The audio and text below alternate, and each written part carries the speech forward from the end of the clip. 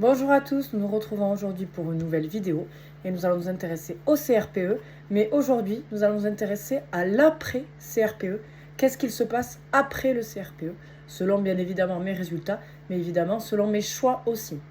Donc on va en discuter aujourd'hui, l'objectif c'est vraiment d'essayer de vous donner une réponse à ce sujet-là, d'essayer de vous éclairer justement selon vos résultats à ce concours.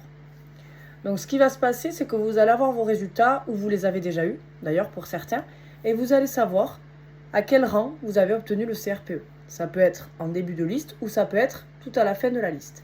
Autre cas de figure, vous pouvez être sur liste complémentaire, on y reviendra un petit peu plus tard. Donc, vous avez obtenu votre CRPE, vous vous retrouvez sur la liste, vous êtes bien classé, donc vous avez de fortes chances d'obtenir votre vœu numéro 1 de département. Si c'est le cas, super, vous acceptez le bénéfice du concours et dans ces cas-là, vous allez vous retrouver en stage pendant une année. Vous allez être professeur des écoles stagiaires et vous allez devoir enseigner dans une école.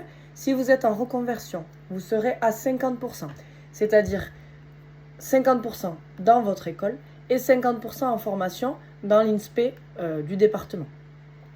Si vous êtes par contre d'un master MEF, issu d'une formation MEF, donc master vraiment pour être prof des écoles, vous allez être à 100% si vous avez obtenu votre master 2 spécifique à l'enseignement de prof des écoles, le master MEF. Si vous avez obtenu ce master-là, vous allez être à 100% dans une classe, vous aurez quand même des visites régulières, comme pour les 50%.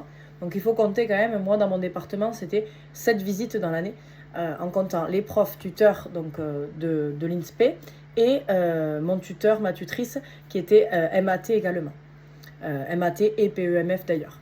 Donc voilà, donc là vous avez ces deux tuteurs-là qui vont venir, qui vont vous rendre visite et l'objectif c'est de voir progresser tout au long de l'année pour que vous puissiez valider cette année de stagiaire et que vous puissiez être titularisé par la suite par justement l'éducation nationale et que donc vous soyez titularisé à la rentrée suivante.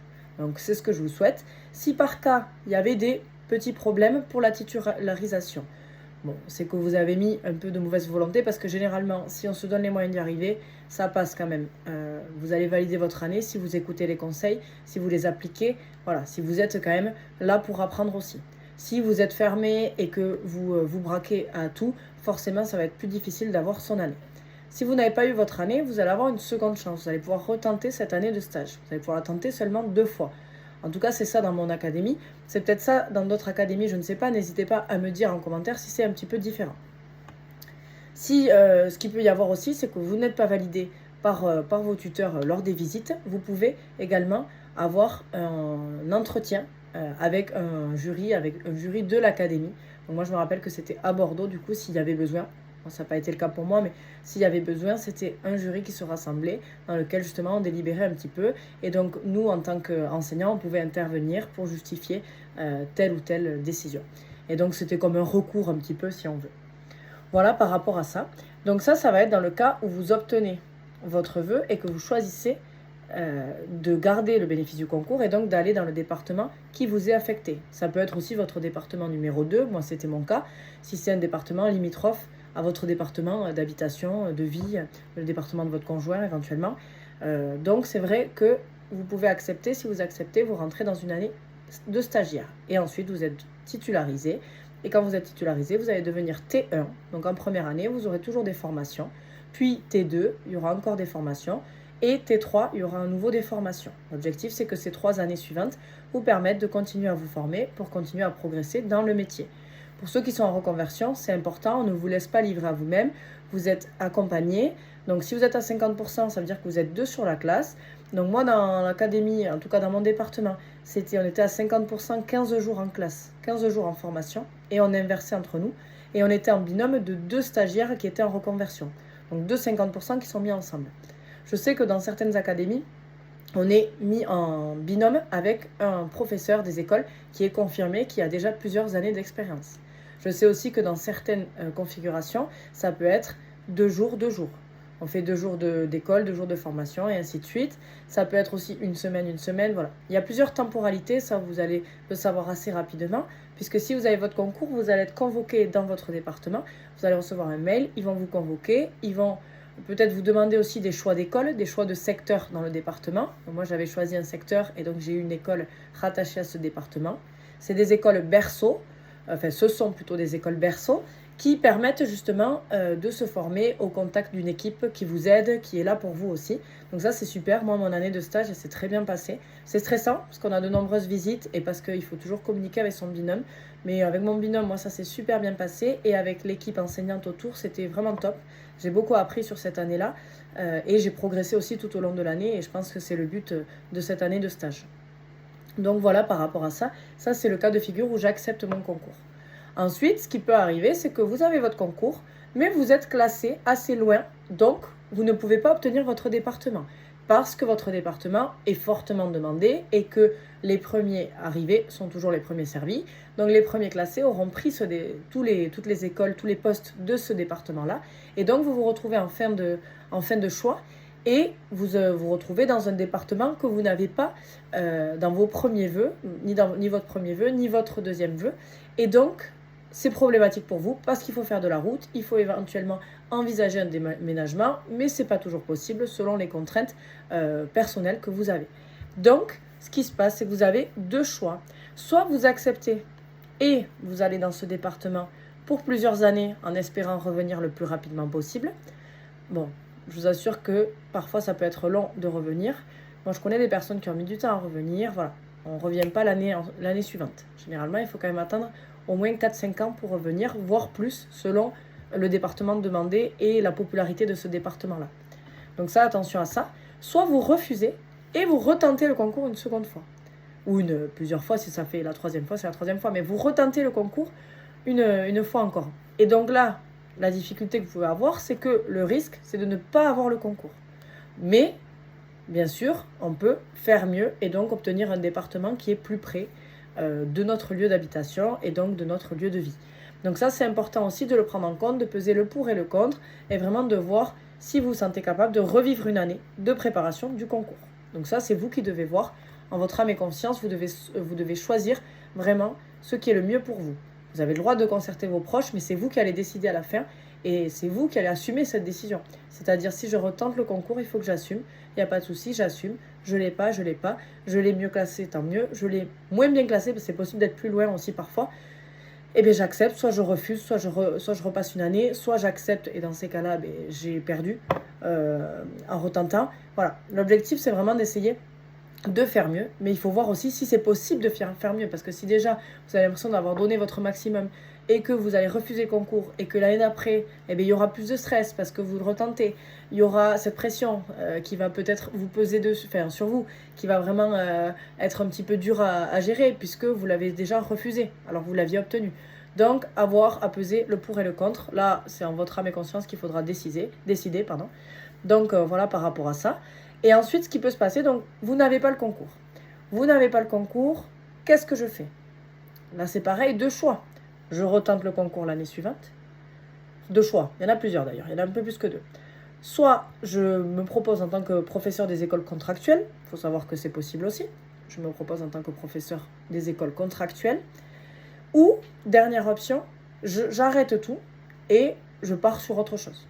Alors moi, je vous déconseille d'arrêter tout parce qu'effectivement, si vous êtes parti dans cette voie-là, c'est que vous avez quand même un intérêt pour ce métier, que vous avez envie de travailler dans ce métier-là et que vous y avez réfléchi au préalable. Parce qu'on ne se lance pas dans une année du concours du CRPE en se disant on verra si ça le fait ou pas. On y met en général toute notre énergie, toute notre motivation. Donc c'est important de savoir ce que je fais. En fonction aussi des contraintes qu'on peut avoir. On peut se dire, c'était soit cette année, soit je ne le passe pas. Soit j'arrête et je fais autre chose. Mais voilà, c'est à vous de peser le pour et le contre, de voir vraiment ce qui vous convient à vous. Si vous voulez vraiment être professeur des écoles, je le repasse l'année suivante. Tant pis, si je repère une année, entre guillemets, c'est pas une année perdue parce que j'apprends des choses, mais si je repasse une année difficile à préparer, mais je veux ce concours, donc je vais le repasser. Ça, c'est le choix quand même qui est la plupart du temps effectué par la plupart des gens. Ensuite, il y a ceux aussi qui veulent repasser le concours et qui se mettent en tant que professeur contractuel, professeur des écoles. C'est intéressant parce que du coup, ça va vous permettre d'être sur le terrain. Vous aurez moins de temps pour les révisions, mais vous aurez plus de concret, vraiment plus de travail sur le terrain. Donc, vous allez apprendre aussi davantage et vous serez peut-être plus à l'aise sur les oraux de leçons notamment, ce qui peut être vraiment, vraiment chouette. Voilà par rapport à ça.